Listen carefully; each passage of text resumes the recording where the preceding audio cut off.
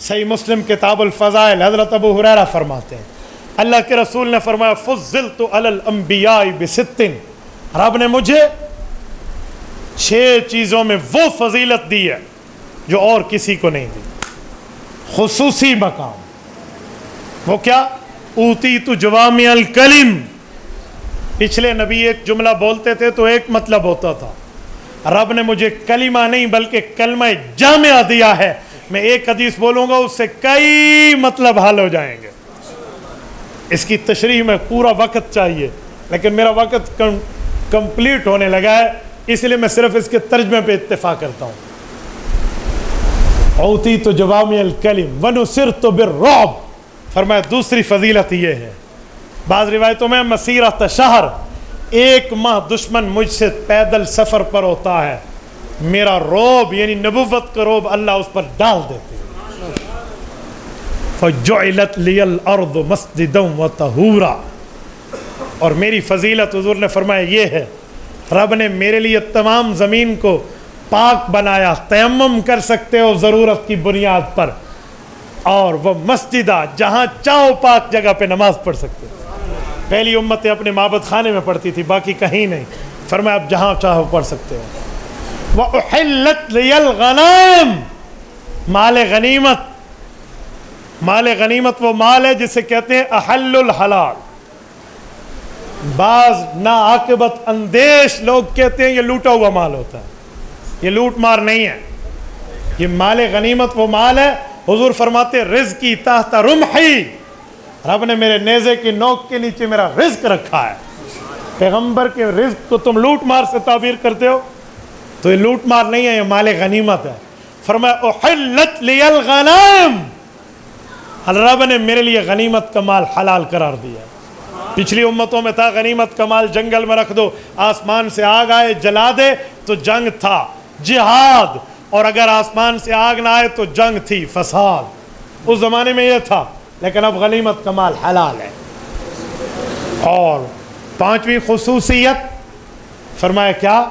فرمایا ارسلت الی الخلق کافہ، باقی نبی ایک شہر، ایک قوم، ایک علاقے، ایک قبیلے کی طرف مبعوث ہوتے تھے، میں پوری دنیا کا نبی بنا کر بھیجا گیا ہوں۔ 6ٹھی فضیلت وختم بی النبیون، رب نے مجھے آخری نبی بنا کر بھیجا ہے۔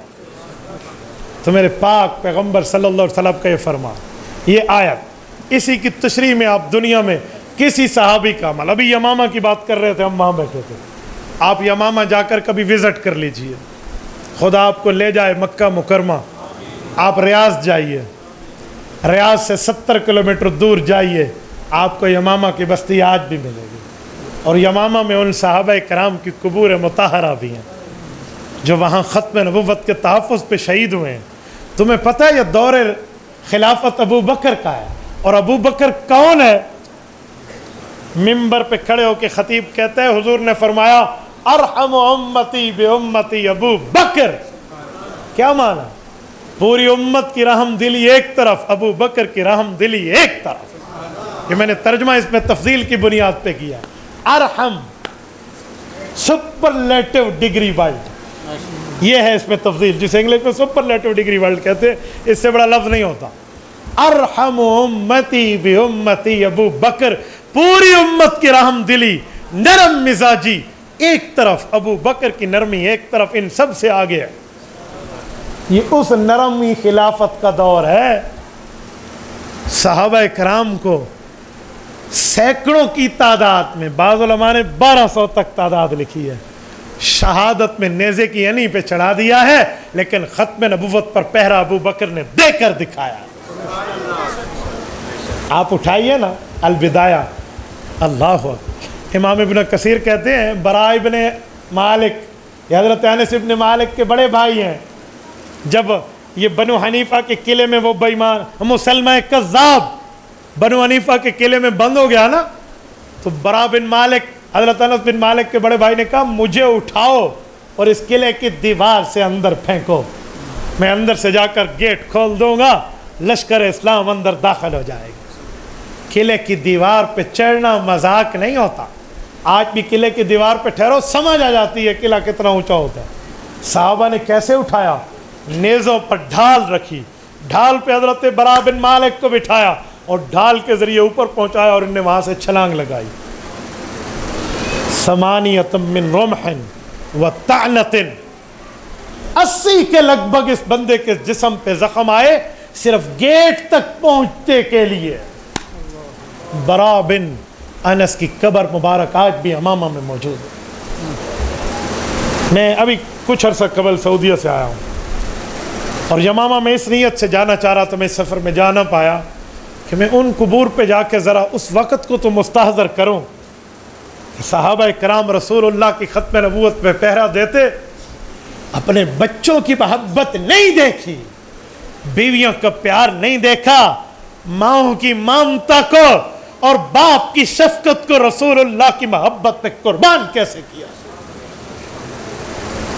یہ وہ لوگ ہیں جب قلعے کا دروازہ کھلا نا اور لشکر اندر داخل ہوا تو مسلمہ کا سر لے کر اسلام کا لشکر باہر آیا.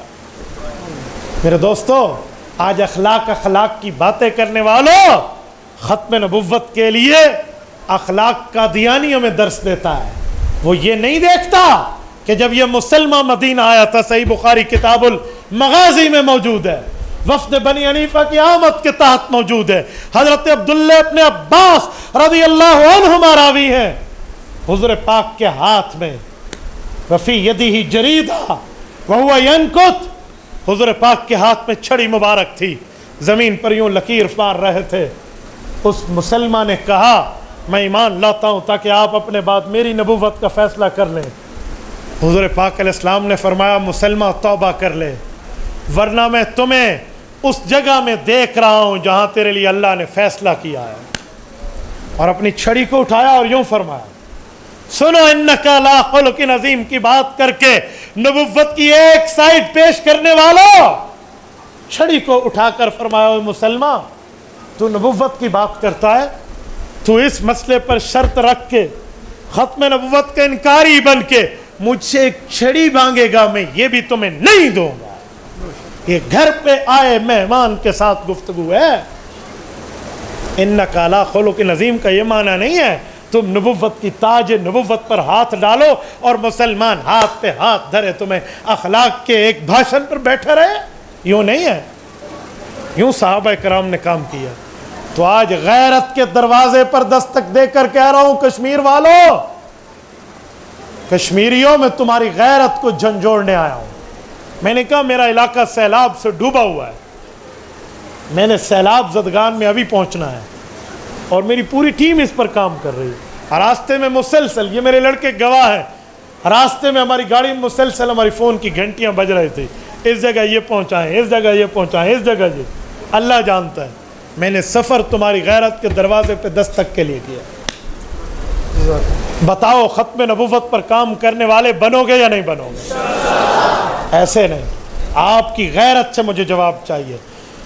تم میں کوئی کالج کا لڑکا ہو, اسکول کا اسٹوڈنٹ ہو, دکاندار ہو, وکیل ہو, جج ہو, ڈاکٹر ہو, پرنسپل ہو, صحافی ہو, جس فیلڈ سے ریلیٹڈ ہو, وہ اپنے میدان میں اپنی محنتوں کو اور اپنی لگن اور تگدو کو ختم نبوت کے لیے وقف کرے گا یا نہیں کرے گا؟ مجھے غیرت سے جواب چاہیے. ختم نبوت پر اپنی جوانیاں لگاؤ گے, مال لگاؤ گے, اپنی محنتیں لگاؤ گے, اولادیں لگاؤ گے, اپنے جذبے لگاؤ گے, اپنی مہارت لگاؤ گے, اپنی تقدو سے رسول اللہ کی ختم نبوت پہ آگے چلو گے. اس کے لیے حق قربانی سے آگے بڑھنا پڑا بڑھو گے, اس کے لیے مسلطوں سے بالا تر ہو کر چلنا پڑا چلو گے, سیاسی بنیادوں پر اس سے ہٹ کے حضور کی محبت پہ چلنا پڑا چلو گے. اللہ تعالیٰ آپ کو روح میں خوش و خرم رکھے.